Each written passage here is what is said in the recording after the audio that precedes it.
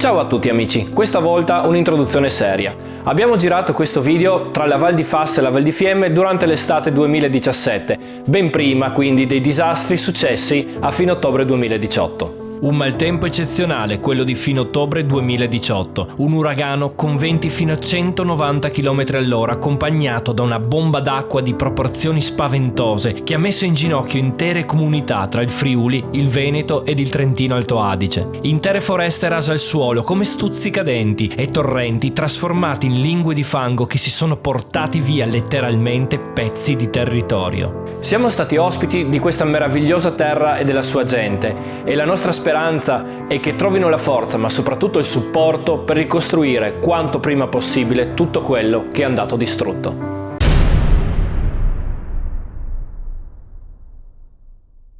Ciao a tutti amici della Good of Terror e benvenuti ad una nuova avventura.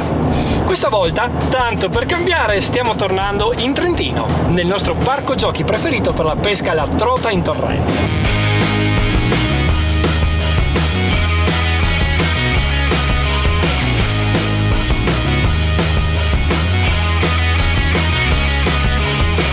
Sono curioso di vedere come troveremo il torrente Avisio in questa stagione e che portata d'acqua avrà e, soprattutto, se sarà generoso come è stato nella prima avventura.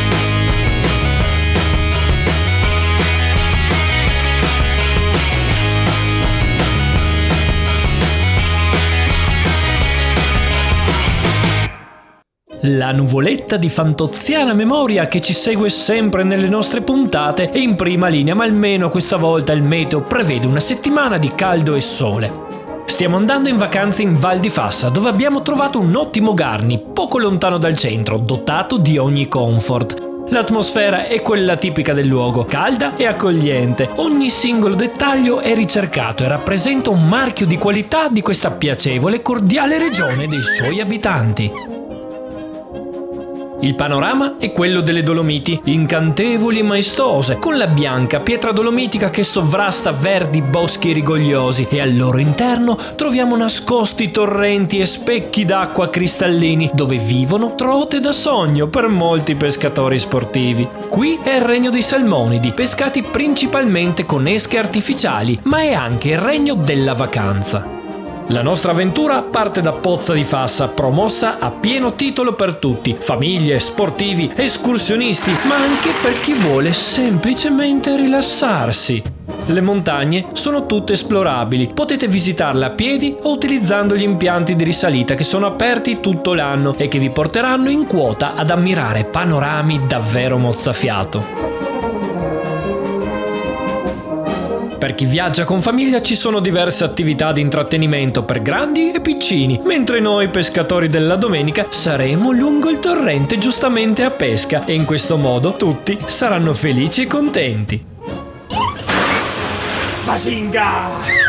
Dopo un paio di giorni di esplorazione passati in mountain bike ho iniziato a tenere d'occhio gli altri pescatori sparsi un po' dappertutto lungo l'alveo che attraversa la valle. Gli spot sono meravigliosi, ma non vedo catture. Sono un po' perplesso, Siamo in pieno agosto e ci sta che le trote siano ferme e svogliate. In più c'è troppo caos, troppi turisti, ma io ho una sola chance. Ho promesso a Paola e a Giulia che avrei pescato un solo giorno e mi dispiacerebbe davvero capottare. Nonostante sia venuto quindi per pescare in questa valle, in extremis decido di cambiare i miei piani e di tornare a pescare nella valle vicina, in Val di Fiemme, dove abbiamo girato la nostra puntata dei pescatori della domenica per Pesca TV e più precisamente a Predazzo, nella parte più bassa dell'Avisio. Ricordavo molto bene quel tratto e non mi sarebbe per niente dispiaciuto ritornarci.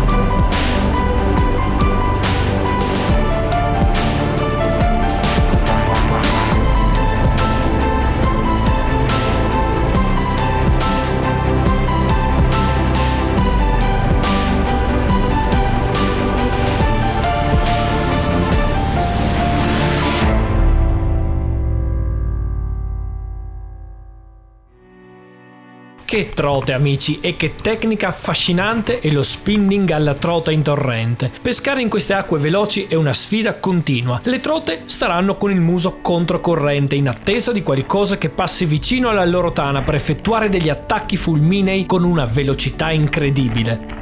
Il nostro compito è trovare nell'alveo le condizioni ideali per una passata, tenendo in considerazione sassi, buche, velocità dell'acqua e di conseguenza calcolare il modo migliore di presentare la nostra esca agli ignari salmonidi in caccia. Risaliremo il corso d'acqua controcorrente, facendo attenzione a come ci muoveremo nell'alveo. Muoversi troppo goffamente metterà in fuga le piccole trote che popolano questo tratto di fiume e di conseguenza queste metteranno in allarme anche le trote di taglia. È facile bruciare uno spot, sono creature guardinghe e sospettose fin nel loro intimo DNA. Sta a noi quindi cercare di essere il più silenziosi e scaltri possibile.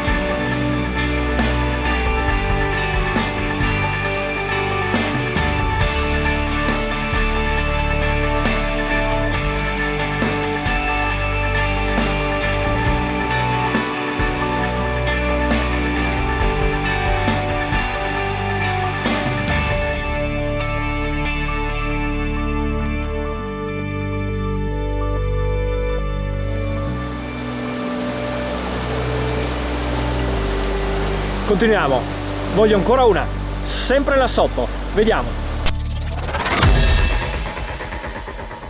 Per quanto riguarda il mio setup, utilizzo un mulinello del 3000 montato su una canna da 2,40 m d'azione progressiva e con grammatura 10-30, trecciato da 14 libre e un finale in fluorocarbon dello 0,26.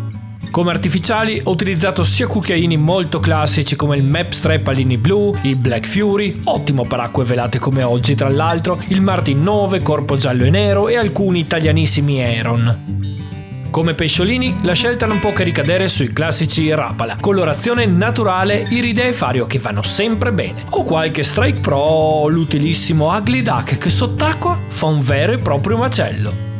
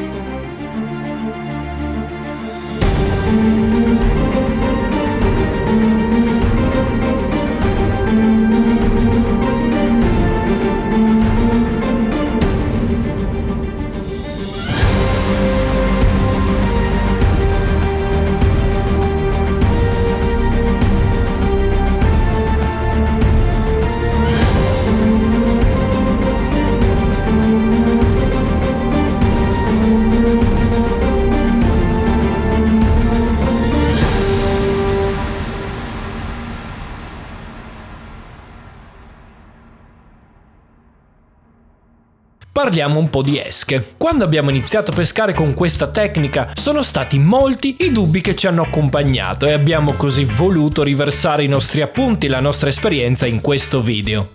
Il cucchiaino rotante è forse l'unica esca che ha subito il minor numero di modifiche negli anni. Un'esca perfetta per lo spinning alla trota, un'esca quasi autofunzionante, nel senso che anche nel recupero più banale e lineare entra in azione e diventa attirante. Ma quali sono le sue componenti ed in che modo ci possono aiutare ad interpretare la nostra giornata di pesca? Il cucchiaino è composto da un asse in filo di acciaio ritorto che forma due anelli, una zavorra, un cavallierino su cui gira una paletta ed è armato con un'ancoretta o con amo singolo. Tutti i cucchiaini vengono costruiti seguendo specifici rapporti tra dimensione e peso in modo da avere movimenti fluidi e generare contemporaneamente vibrazione e riflessi di luce. E infatti la combinazione di questi due elementi che determina quale artificiale funzioni meglio in base alle condizioni dell'alveo e ovviamente alla trasparenza dell'acqua. Parliamo della paletta. Le palette assumono un diverso grado di rotazione in base alla forma. Palette a goccia compiono rotazioni piuttosto ampie attorno all'asse. Palette allungate hanno invece una rotazione più stretta e di conseguenza anche una maggiore velocità di rotazione. Una paletta a goccia emette più vibrazioni, mentre una paletta più allungata emette maggiore luminosità. Sempre parlando di luminosità, a parità di dimensioni, una paletta argentata è quella che emette più luce, seguita da quella color oro e in ultima posizione quella color rame. In linea di massima, per la nostra esperienza preferiamo usare un map strap allini blu corpo argento in condizioni di poca luce come al mattino o al tramonto quando l'acqua è un po' velata. L'oro lo usiamo di più nelle ore centrali o quando i pesci sono molto selvatici o apatici e possono essere intimoriti dai riflessi di luce troppo violenti. C'è da aggiungere che il colore giusto, amici, non esiste, come sempre. Dipende da molti fattori come il colore delle prede che la trota caccia in quello spot, il colore del fondo, la limpidezza dell'acqua e bisogna trovare il colore che più di tutti crea maggiore contrasto per risultare il più visibile possibile, come ad esempio le palette nere con l'acqua torbida.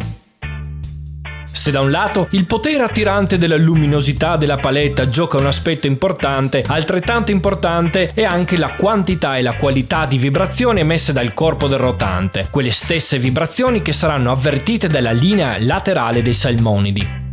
In molti modelli sono infatti presenti scanalature, incisioni o bombature particolari che producono onde sonore più o meno marcate. In altri modelli il corpo è invece una vera e propria campana metallica che ruota intorno all'asse producendo maggiori vibrazioni. Ottimi dunque per essere avvertiti dai pesci a distanze maggiori o in condizioni di acqua più torbida.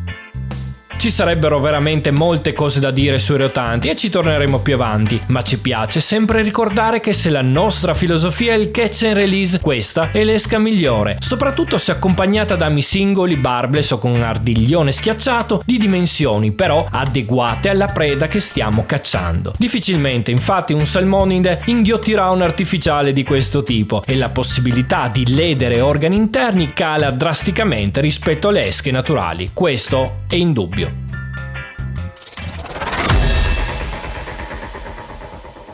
Non è un segreto che io adoro il Trentino. Adoro girovagare tra le sue foreste, a piedi, per semplici passeggiate in famiglia o in mountain bike, affrontando sentieri ben strutturati e piste ben segnalate. Mi piace il contatto con la natura di questo territorio, adoro la sua gente e la sua ospitalità, senza contare il lato enogastronomico che qui è capace di regalare piacevoli sorprese anche ai palati più esigenti. Uno dei luoghi che più di tutti mi ha ipnotizzato è il lago di Carezza, anche se interdetto alla pesca, anzi, a dire il vero, è proibito addirittura avvicinarsi all'acqua, ma rappresenta una tappa obbligatoria per qualsiasi appassionato di natura. Purtroppo, dopo il maltempo di fine ottobre 2018 il panorama è stato mutilato, ma noi vogliamo ricordarlo così, al massimo del suo splendore, nella speranza di poter di nuovo in futuro ritornare ad ammirarlo in tutta la sua magnificenza.